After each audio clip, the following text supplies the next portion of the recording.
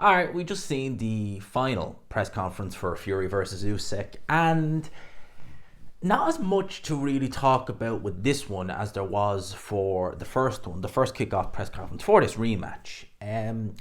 Tyson Fury, in stark contrast to how he was first time around, and when I say first time around, I mean the kickoff press conference for this fight, not in general. The first time they ever came kind of at a press conference, he was so loud, F you, this, that, and the other. Last time around, back in October in London, he was a lot more measured. He was a lot more respectful towards Alexander Usyk. He even signed the poster of Fury getting hit in that 9th round by Alexander Usyk when he went as Agent 47. So in stark contrast this time around, and in stark contrast to Tyson Fury normally, I'm not saying this is the same, right? I'm not saying that it'll be the same in terms of the fight or something, but do you remember when Wilder and Fury were having their first two fights? Do you remember how Fury was... Wilder is not the hardest guy to get under the skin, and Fury, he pretty much had him like that from the first time they even met, long before the first fight. But do you remember Wilder in the trilogy for the press conference? Headphones on, not saying anything, just trying to just be as mellow as possible, not say anything, not bite. It wasn't obviously the same, but it reminded me something similar. It was just Fury saying, "Can't wait for Saturday, gonna F this guy up," paraphrasing there, but he did say that, I think, as well. But that was really it. It wasn't anything else. And likewise with Alexander Usyk, the straightforward, "I will not leave you alone. Don't be afraid. I will not leave you alone." That's really all we have to go on. Now, obviously Devsani was hosting the press conference, and, obviously he was really, it was more based upon, what the promoters and, managers, etc. had to say about this fight, because in terms of the fighters, with Alexander Usyk, same old. With Tyson Fury, it's very rare you would say on this occasion he was a man of a few words, because normally Tyson Fury is, he's not always a motor mouth necessarily, but he's always got something to say, and whether that's good or bad, he's always there, saying this, he's saying that. So it was weird seeing Tyson Fury like this, very reserved, very just straight to the point and blunt. I'm going in, I can't wait for Saturday, I'm going in for destruction. Is that his game plan, or is it misdirection? Is he going to try, because he talked prior to going into this fight about not having to change anything up. And, that would insinuate that he plans on boxing this fight, because that's what he did in the first fight. So if he's talking about going in there looking to F this little guy up, well then, to me, that insinuates that he's going with a, come forward, let's see what we can do, let's kind of go kamikaze and hope for the best.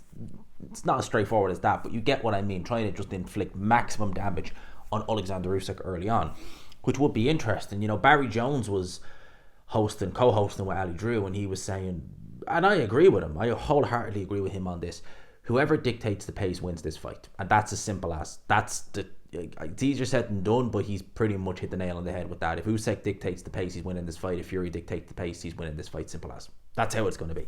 It is a lot more convoluted than that, but whoever can get a foothold and dictate the pace early, they have a great chance of winning this fight. In terms of what everyone else, Bob Arum was there, and it reminded me again of the first fight, where you had Tyson Fury saying all these reasons as to why Alexander Usyk can't beat him, and saying, because of cruiserweight coming up to heavyweight, this, that, and the other. You had Bob Arum trying to make comparisons between this and the first Wilder fight going into the second, and Fury should have won that first fight. He really should have. The first Wilder fight, right? It was competitive enough, but it was a Fury win, in my opinion, right? The two knockdowns for Wilder did help him, but still, in my opinion, it was a Fury win. Now, in that fight, as I said, I thought Fury won. It was close, right? The first fight here, it was competitive. Fury had his rounds, but it was a clear win for Alexander Usyk. It's different, right? And as well as that, Wilder is not Usyk. You're dealing with someone who has two left feet. He's really only got one punch of right hand, and if you take that away, if you take it away when he was in his prime, he was in a lot of trouble. Now he doesn't have it at all, and you see he just goes in there, and you're just waiting for a knockout or a knockdown on Wilder, as opposed to the other way around, how it used to be. So I think it is a very, very poor comparison. It's saying that, you rematched Derek Chisora, you did better. You had a trilogy with Chisora, but you know what I mean? The rematch, you did better. You did better in the Wilder rematch. You did better in the McDermott rematch. They're not Alexander Usyk. Deontay Wilder is not an Olympic gold medalist. He's not a two-time undisputed champion in two different weight divisions. You wouldn't regard Wilder as an all-time great heavyweight. You wouldn't. Nor would you say that about Derek Chisora, John McDermott. No disrespect. The guy, did John McDermott ever even pick up a British title? So the comparison ends it's a rematch. It kind of ends there. It's like the first time around. The first time around when this fight was happening, you were hearing it from Team Fury that he's going to be like he was in the Klitschko fight, hoping to maybe channel that inner Fury going into the Klitschko fight. And it's like, the comparisons between Vlad and Alexander Usyk, they end at the fact that they're both Ukrainian. After that, the comparisons are night and day. Alexander Usyk has more fight in him, in probably his little finger, than Vlad had in his whole body. With the exception of the Joshua fight, that's the only time I can ever really think of a time when I seen Vlad really dig down and go for it in his last ever fight. Vladimir, when he was fighting overmatched opponents, and this isn't going to be a kind of Vladimir Klitschko, I should do that over Christmas, shouldn't I? A Vladimir Klitschko career review, actually. Maybe I've taught something there. But either way, look, Klitschko was always a very cautious, always wanted the advantage. Alexander Usyk gives away he goes into people's backyards, even as the champion. Night and day, and obviously dimensions, size, everything is very different style. After they interviewed the managers of both respective guys, they did the face-off. When you're dealing with two guys as experienced as this, you read very little into face-offs. And my God, I knew this would be a face-off where neither guy would turn away. But 10 minutes, they broke the 10-minute barrier for a face-off. Really. Really? And I really do think with these face-offs between these two respective guys, it probably doesn't matter who pulls away first. Like, if Fury pulled away first, I would say it means nothing. Likewise with Alexander Usyk, I would say it probably means nothing. I think with Fury, going back to the Klitschko days, when he was saying, I stayed in the sauna to beat Vladimir Klitschko, that'll probably work out. And it did work against Vladimir Klitschko, but it ain't going to work against Alexander Usyk. I'm sure realistically he likes playing the game as much as Tyson Fury. He probably sees it as a game, having this stare off. It's like, don't worry, I will not leave you. Don't worry, I will not blink. I will not leave you alone. I think that's more Usyk's game rather than I hope he doesn't pull away. I don't think it's like that. I think he is literally just playing Tyson Fury at the game with that one. Either way, the face-off was what it was. 10 flipping minutes. 10-minute face-off. I hope that's never matched.